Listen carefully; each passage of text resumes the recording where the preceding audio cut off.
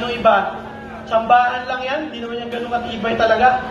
Although, pag nasira ulit, i-repair na lang natin. Kasi nga, made in the Philippines, pwedeng i-repair. Sige, teka na. Ako, ang taas na naman. Nako! So, tingnan ulit natin.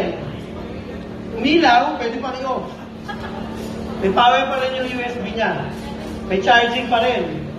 Sabihin nung iba, hindi, sira na yan eh. Tingnan natin kung mag-charge yung USB. Meron tayong ano dito. Ito yung para sa rescue, ang pinopromote namin ngayon, yung RadioCon na Type-C. Ibig sabihin, pwede mo i-charge ang mga power bank. Kasi yung ibang radio, ang hirap i-charge, kailangan mo yung base. So ito, tingnan natin kung nag-charge. So, nag-charge pa rin siya. Yung sabihin, buo pa rin. Sa dalawang tapon, actually, pang ano na yan ngayong araw.